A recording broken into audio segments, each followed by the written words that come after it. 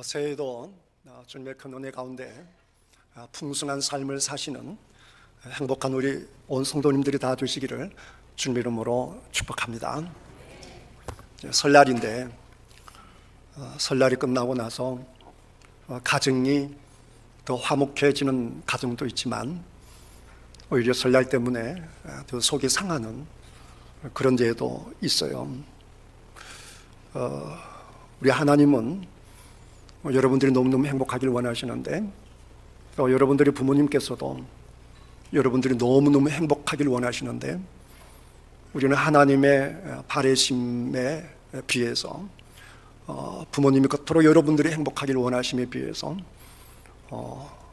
불행하신 분들이 많은데요. 그 불행한 이유 중에 하나가 심리적으로 깊이 들어가 보면 용서하지 못하기 때문이다. 그 사람의 부정적인 요소에 있어서 가장 강력한 힘을 가지고 있는 것이 용서하지 못한 것 때문이다. 그래요. 그러면 이제 성경에서 용서하면 우리가 전부 다 요셉으로 알고 있어요. 잘못된 지식들입니다. 요셉은 형들을 다 용서했다 이렇게 알고 있지만 성경에는 긴 내용으로 창세기 42장, 43장, 44장 무려 3장에 걸쳐서 요셉이 형들에게 어떻게 원수를 갚고 있는지를 성경은 기록하고 있습니다. 그런데도 우리는 전부 다, 저도 그랬고 어릴 때부터 요셉은 형들을 용서했다라고 하는 그 내용이 너무나 강력하게 우리 마음밭에 꽉 들어차 있기 때문에 그렇게 길게 요셉이 형들을 보복하는 이야기를 보면서도 전혀 형들을 보복하지 않는다 이렇게 생각하고 있습니다. 또 한 가지 오류가 뭐냐, 성경을 볼 때에 요셉이잖아, 다윗이잖아, 모세잖아, 이런 생각들이 굉장히 우리를 성경을 제대로 이해하지 못하게 합니다. 여러분, 사람 한 사람이 얼마나 큽니까? 우주보다 크다라고 하지 않습니까? 그렇기 때문에 우리가 다른 사람은 말할 것도 없고 내 자신도 다 이해를 못하죠. 왜냐? 사람이 우주보다 크기 때문입니다. 우리가 에덴 동산에 쫓겨난 사람을 보면서 저 사람은 온전한 사람이야, 저 사람은 착한 사람이야, 이런 사람은 없어요. 반대로 저 사람 나쁜 사람이야, 100% 나쁜 사람은 없습니다. 똑같은 사람도 어떤 데는 천사 같고 어떤 데는 악마 같고, 모든 사람이 욕하는 그 사람도 그 사람 보면 선할 때가 너무너무 많고요, 온 사람들이 추앙하는 성인도 그 속에 너무나 더럽고 추악한 것도 있고요. 사람이 수시로 바뀌는데 어떻게 일률적으로 저 사람은 선하기만 하다, 저 사람은 악하기만 하다, 그런 생각은 지극히 잘못된 것입니다. 요셉 그러면 우리가 고난당한 사람 이렇게 생각하지 않습니까? 거꾸로 보면요, 요셉만큼 사랑 많이 받은 사람도 없습니다. 요셉은 태어나자마자 부모님의, 특별히 아버지의 편애를 받았습니다. 특별한 사랑을 받았습니다. 그리고 보디발의 집에 노예로 갔지만 경호실장으로부터 말로 할 수 없는 사랑을 받습니다. 감옥에 갔잖아요. 감옥에 가서는 간수장으로부터 어마어마한 사랑을 받습니다. 이 다음에 총리가 되지 않습니까? 바로 왕으로부터 특별한 사랑을 받습니다. 온 세계 사람을 다 배고픔으로부터 살렸잖아요. 온 백성으로부터 다 사랑받았습니다. 그 인물이 요셉이에요. 그 요셉의 인생은 사랑받고 축복받은 인생입니다. 그런데 우리는 요셉하면 뭐만 생각합니까? 형에게 팔린 사람, 고난당한 사람, 이것만 생각하지 않습니까? 요셉만 그런 게 아니에요. 저도 그러고 여러분들도 그렇고, 우리는 받은 것에 대해서 감사하기보다는 받지 못한 것에 대해서 너무 속상해하고, 그것 때문에 아파하고, 그것 때문에 스스로 어둠 속에 갇혀 사는 사람들이 너무너무 많습니다. 예수님께서 한 번은 그런 비유를 드셨죠. 얼마나 용서하기 힘들면 1만 달란트 빚진 자가 있었다. 임금에게. 1만 달란트가 도대체 얼마나 많은 돈이냐. 제가 계산을 대충 되어보니까 90조가 돼요. 성경에 보면 왕 열왕기상 16장 24절에 보면요, 금도 아니에요. 은 2달란트로 세멜에게서 사마리아 산을 삽니다. 오므리 왕이 그렇게 하죠. 그래서 사마리아 산 위에다가 이제 우리가 흔히 아는 사마리아 성읍을 짓죠. 그게 북이스라엘의 수도가 됩니다. 그 수도가 되는 땅 전체를 사는데 은 2달란트면 좋겠습니다. 역대하 25장 6절에 보게 되면 10만 명의 용병을 사는데 들어간 돈이 은 100달란트밖에 안 됩니다. 근데 헬라 시대에 이제 이거 얼마냐, 우리 돈을 계산해 볼 수 있는데, 헬라 시대의 은 한 달란트는 6천 드라크마입니다. 드라크마는 노동자가 하루 일하는 품삯이죠. 그러니까 6,000일을 일하는 것이니까 6,000 곱하기 하루 10만 원 잡으면 6억이 나오네요. 그런데 이제 6억 곱하기 이제 금 한 달란트가 은의 15배이기 때문에 15를 하게 되면 금 한 달란트가 90억에 이르게 됩니다. 근데 90억 1만 달란트니까 90 곱하기 1만 하니까 90조가 나옵니다. 한마디로 계산할 수 없는 돈이죠. 우리 머리로 상상이 안 되는 돈입니다. 그 많은 빚을 진 사람을 임금이 잡아서 내려와. 뭐 어떻게 갚겠습니까? 너 몸 팔고, 너 집사람 몸 팔고, 가족 다 팔고, 또 너 집에 있는 거 논밭 다 팔고, 있는 거 다 팔아. 그리고 갚아. 이러니까 이 사람이 임금이 울면서 한 번만 살려주십시오. 제가 갚겠습니다. 못 갚죠. 근데 울며 불며 살려달라고 하는 그 사람을 보고 임금님이 불쌍히 여겨서 용서해 줍니다. 근데 이 사람이 밖으로 나오다가 자기에게 100데나리온, 데나리온은 드라크마와 똑같아서 하루 품삯이에요. 100일 일한 거 10만 원 곱하기 100 하니까 1,000만 원이잖아요. 1,000만 원 빚진 사람. 그걸 붙들고 이놈 자식 돈도 안 갚다니 나쁜 놈, 이러면서 이 사람을 잡아서 옥에 가둬버렸습니다.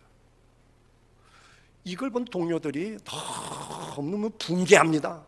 저놈 자식이 말이야, 자기는 그렇게 용서받아 놓고 저 몇 푼 안 되니까 사람이 저런다고 임금에게 일렀네요. 임금이 가만히 있겠어요?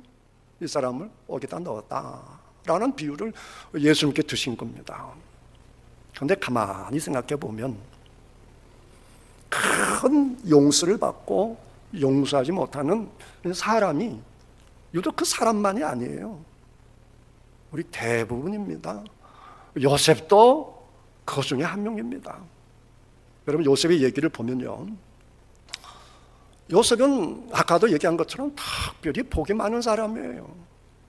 자기 아버지에게 부인이 사실은 둘인데 둘 밑에 있는 종까지 합쳐서 4명이 부인이 됩니다. 그러니까 진짜 아버지가 좋아한 부인은 라헬밖에 없어요. 그 라헬에게서 낳아진 아들이 요셉입니다.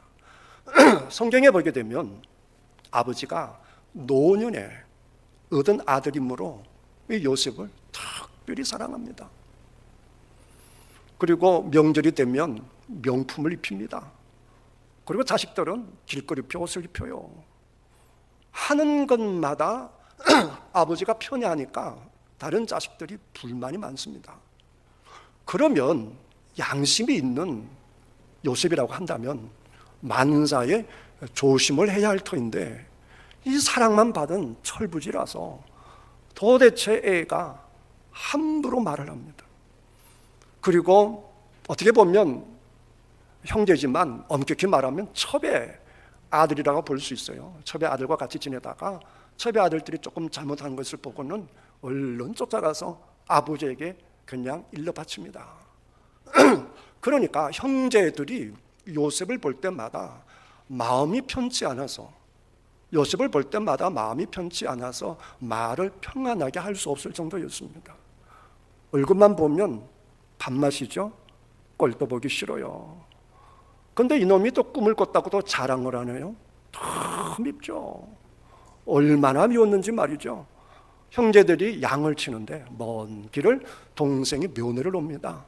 그때 형들이 얼마나 미웠던지 그 멀리 면회 온 동생을 죽여버리자 그럽니다. 형제들이 의논을 합니다. 저놈을 죽여버리자. 그리고 구덩이에 넣자. 그 말을 들은 장남이 그래도 형만은 아우 없다고 장남 로벤이 그럽니다. 죽이지 말자. 죽이면 안 되지. 그냥 죽이지 말고 그냥 구덩이에 빠뜨리자. 이렇게 합니다. 구덩이에 빠뜨리자. 그리고는 성경에 뭐라고 기록했는가 하니 로벤의 기회를 봐서 꺼내주려고 그랬던 거예요. 그리고 로벤이 사라져버렸습니다. 그때 마치 미디안 상인들이 애굽으로 가다가 이들을 만납니다. 그때 유다가 이럽니다. 동생을 죽이면 안 되잖아. 저 구덩이에 놓고 두면 죽을 텐데 그것보다는 미디안 상인들에게 팔자. 유다가 그럽니다. 그래서 미움 덩어리 요셉이 팔리는 겁니다. 근데 하나님께서 요셉을 얼마나 사랑하셨던지요. 성경에 보게 되면 여호와께서 요셉과 함께 함으로 그래요. 요셉이 신앙이 좋아서가 아닙니다. 요셉이 기도해서도 아니에요. 요셉이 착해서도 아닙니다. 성경은 분명히 기록합니다.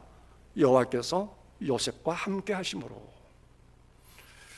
얼마나 하나님께서 요셉을 특별히 편애를 했던지요. 보디발의 가족들이 다 알아차렸습니다. 그래서는 저 복덩어리를 우리 집 책임자로 세웁니다. 성경에 말하기를 그날부터 요셉이 하는 일마다 여호와께서 형통케 하셔서 그 보디발의 집안의 모든 일들이 슬슬 풀립니다. 재산이 늘어납니다. 만사가 형통하게 됩니다.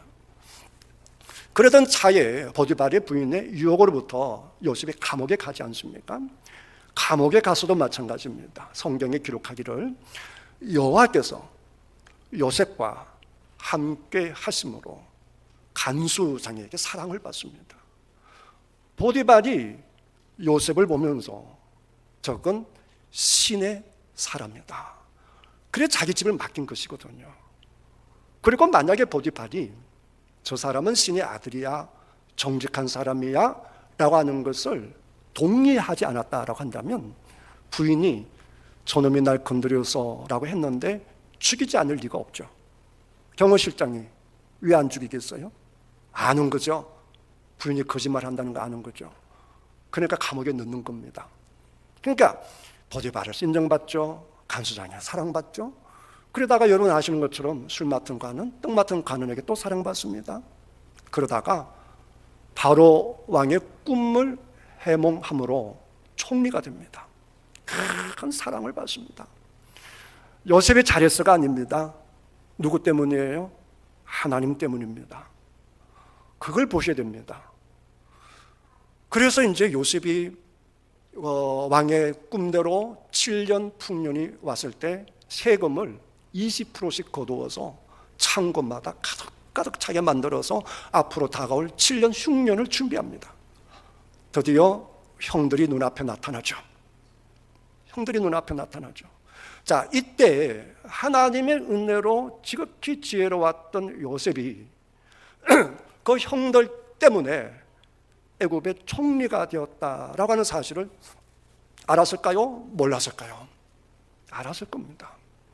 그리고 하나님의 절대적인 사랑 속에서 경호실장의 집에서 또 감옥에서 또 총리가 된 이래로 그 사랑을 받은 거 요셉은 알죠. 남들이 아는데 왜 본인은 모르겠어요? 전부 다 하나님의 은혜다. 그걸 아는 거예요. 그 은혜 속에 뭐가 당연히 포함되어 있겠습니까?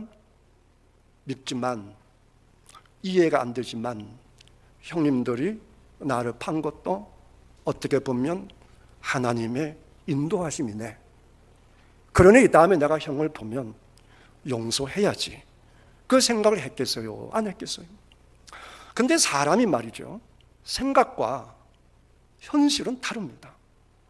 막상 눈앞에 나타나면 용서해야지 라고 했다가도 흉악한 말이 먼저 나오는 것이 사람이죠. 요셉은 알죠, 형들이 왜 왔는지. 곡식 사러 온 걸 뻔히 알면서도 이놈들 정탐꾼이지, 이러고는 감옥에 잡아넣습니다. 이 보복하는 게 아니고 뭡니까? 다 잡아넣어버립니다. 그리고는 그럽니다.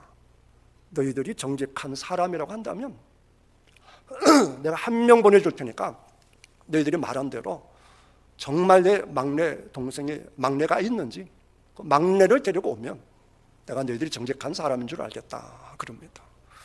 3일 동안 형제들을, 죄 없는 형제들을, 그러니까 죄가 없다라고 하는 것이 옛날 죄를 말하는 것이 아니라 지금 정탐꾼이 아니잖아요. 정탐꾼이 아닌 형제들을 3일 동안 처박에 넣어놓고 생각이 많겠죠. 잠이 오겠습니까? 이리 떴죠, 저리 뒤죠. 부족함이 없는 요셉인데 그냥 형 저예요, 요셉이에요, 그러면 다 풀릴 텐데 그게 안 되는 거죠. 풀어버리면 총리로서 형들 만나서 얼마나 즐겁고 행복하겠습니까? 낯선 나라에 살면서 홀로 잘 때였다라고 해서 행복한 건 아니에요. 가족이 있어야죠. 사랑하는 사람이 있어야 진짜 행복한 거 아닙니까? 늘 외롭게 살아온 요셉이죠. 아무리 하나님께 사랑받아도 사람의 사랑을 누리지 못하면 외롭다고요. 그렇게 사랑한 아버지, 어머님이 이미 돌아가셨고, 나를 그렇게 편애하셨던, 나를 그렇게 사랑하셨던 아버지, 그리고 형들에 대한 뭐 좋지 않은 기억도 있겠지만 좋은 추억도 있지 않겠어요? 얼마나 마음이 복잡하겠습니까? 3일을 뒤척뒤척 하다가는 또 아버지를 형들 죽일 수는 없잖아요. 돌려보냅니다. 어떻게 돌려보내느냐? 한 명만 감옥에 있어라. 니들은 돌아가서 다음에 올 때는 꼭 막내를 데려오라, 그럽니다. 그런 시몬을 다음에 만날 때까지 감옥에 쳐 넣어버립니다. 이게 다 보복하는 거죠. 그리고 이제 오늘 본문은 이제 두 번째 만난 건데요, 또 두 번째 만나서도 요셉이 마음을 풀지 못합니다. 두 번째 만났을 때 요셉의 생각은 그거인 것 같습니다. 꼴도 보기 싫은 저놈들 다 돌려보내고 아직까지 마음이 용서되지 않는 거예요. 툴툴 털어버리면 좋은데 그냥 스스로가 그걸 풀지 못하는 거 아니겠습니까? 본인 생각에 꼴도 보기 싫은 형제들 다 돌려보내버리고 동생하고 둘이 재밌게 지내야지, 이 생각이에요. 그래서 이제 요셉이 또 꿈이죠. 그들 두 번째 식량 팔고 그 다음에 베냐민의 자루 속에다가 자기 은잔을 숨겨놓고 이놈 훔쳤네, 그리고는 이제 베냐민을 잡아들이고 형제들을 잡아들인 겁니다. 그리고는 그들에게 말하죠. 어떻게 선을 악으로 갚느냐. 이 형제들은 기가 막히는 거죠. 하늘 우리를 한 점 부끄럼이 없잖아요. 우리는 식량을 사러 온 사람이고 말 그대로 막내 동생이 딱 보여줬을 뿐이고 분명히 아버지는 고향에서 우리를 기다리고 계시고 이렇게 명명백백한데 저 총리님은 우리를 이렇게 나 잘 못된 놈으로 도둑놈으로 몰아가니 기가 막히는 거죠. 그리고 이제 요셉은 베냐민을 두고 가라, 그럽니다. 그때 누가 나서느냐? 유다가 났습니다. 유다가 나서서 요지는 이겁니다. 신과 같은 총리이신 당신에게 어떻게 우리가 거짓말하겠습니까? 정말 우리는 정직한 사람이고요. 근데 만약에 이 베냐민을 두고 가면 우리 아버지는 죽습니다. 우리 아버지가 말하기를 나에게 아내가 하나 있고 아내가 두 아들을 낳았는데, 그렇게 아버지가 얘기했다는 것이죠. 그러니까 아버지에게 진짜 아내는 하나밖에 없는 거예요. 그 아내에게 있는 아들은 밖에 나가서 죽어버렸고 이제 딸랑 하나 남았는데 이 아들을 데리고 가지 않으면 우리 아버지 죽습니다. 그러니 내 동생은 돌려보내주시고 제가 담보로 붙들려 있겠사오니 나를 잡으시고 동생을 돌려보내 주십시오 이럽니다. 요셉이 가만히 생각해 보니 기가 막히는 거죠. 한 번도 이런 일을 생각해 보지 못했잖아요. 요셉은 오직 형제, 그러면 나쁜 형들로만 알고 있었는데 유다 형님에게서 나오는 말은 아버지를 생각하는 것이요, 자기와 동생을 생각하는 것이니까 그게 녹아내려 버린 겁니다.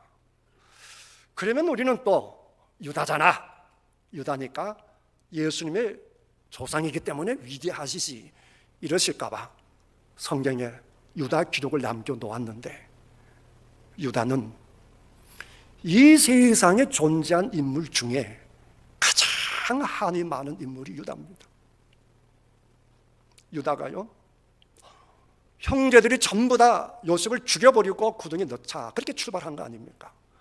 그저 유다는 그래도 죽이는 것보다 살리는 게 좋겠지라고 해서 팔자라고 했는데, 집에 돌아와서 아버지에게 고백을 하니 아버지가 엉엉 웁니다.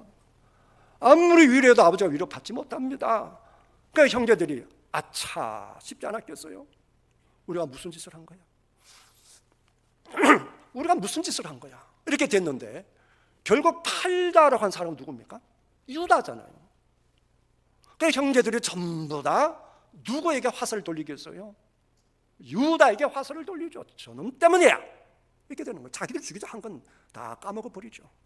자기가 한 말은 까먹어버리는 거예요. 남의 한 말만 기억하죠. 그걸 견디다 못한 유다가 형제들을 떠나 이웃 동네 가서 살게 됩니다.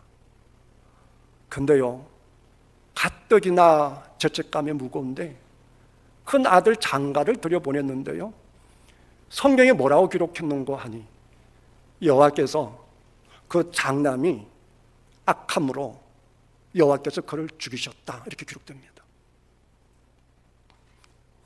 아들이 여호와께 악해서, 여호와께서 보시기에 아들이 악해서 여호와께 죽였다는 거예요. 성경에 그렇게 기록되어 있어요.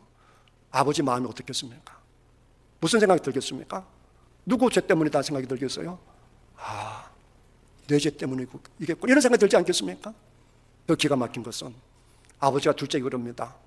큰형이 아들 없이 죽었으니까 네가 형수와 관계를 해서 우리 자손을 잇도록 해라 라고 하는데, 둘째가 또요, 그 아버지의 말을 듣고 기분 나빠서 아들 낳아봐야 형님의 아들이 되니까 관계하다가 땅에다가 그냥 사정을 해버립니다. 성경에 뭐라고 기록했는고 하니 여호와께서 이를 보시고 악하게 여기심으로 둘째 아들을 죽여버립니다. 세상에 성경에 분명하게 여호와께서 친히 첫째 아들과 둘째 아들을 죽인 사례가 그렇게 없죠. 있다 해도 극히 드물죠. 유다가 기가 막히죠. 그래서 이제 딱 아들 하나 남았는데 이 아들도 죽을까 봐 며느리를 친정으로 보냅니다. 근데 막내 셋째가 장성해도 며느리가 셋째를 자기에게 주지 않자 아버지가 자기 동네에 오는 걸 알고는 창녀를 꾸밉니다. 창녀를 꾸면서 이미 아내를 잃어버린 시아버지와 관계를 맺습니다. 그리고 태어난 아들이 베레스입니다. 둘이 태어나는데 그 중에 한 명이 베레스입니다. 이 베레스의 후손이 누구냐? 예수님이에요. 이런 기가 막힌 아픔을 경험한 유다입니다. 이런 큰 고통, 큰 아픔을 경험하고 나니까 이제 바로의 대권력자 요셉 앞에 서서 가족의 모든 짐을 끌어안고 이해하고 해결하고 사랑하고자 하는 그 마음이 자란 것 같습니다. 아픈 만큼 성숙해진다고. 큰 고통을 알았기 때문에 큰 고통을 당한 아버지를 생각해서 내가 십자가를 질 테니 막내를 보내시오. 이 사랑의 고백을 들은 요셉이 그때서야 가슴이 억제되지 못해서 우는 겁니다. 22년의 한을 풀어놓는 거죠. 17살에 팔려서 30살에 총리가 되어 13년, 풍년 7년, 흉년 2년, 도합 22년을 홀로 외롭게 용서하지 못했는데 그 유다의 사랑 앞에서 팍 우는 겁니다. 그리고는 형들과 끌어안게 되는 것이죠. 그리고는 이 다음에 아버지도 만나게 되는 것이죠. 그러나 온 가족과 함께 진정 행복한 요셉으로 살게 되는 겁니다. 만약에 요셉이 끝까지 용서하지 못하고 계속 보복만 했다라고 한다면 외롭고 마음이 정리되지 못하고 잠도 이루지 못할 사람은 결국 누구겠어요? 요셉이지 않습니까? 사랑하는 성도 여러분, 여러분 중에서도 보면 남편을, 아내를, 자식을, 부모를, 또 우리 교회 안에 어떤 성도를 용서하지 못해서 같이 예배 드리면서도 평안하지 못하고 샬롬을 누리지 못한 분 계시잖아요. 누구 원망할 거 없어요? 전부 다 내 문제예요. 내가 이걸 놓아 부리면 하나님의 큰 은혜를 생각하고 주님의 십자가 사랑을 생각하면, 아까 얘기한 90조의 그 은혜를 생각하면 그 천만 원은 아무것도 아니잖아요. 싹 풀어버리는 여러분 되시기를 주님의 이름으로 축복합니다. 여러분, 인생이 뭐 두 번 사는 겁니까? 오늘 하루 사는 거예요.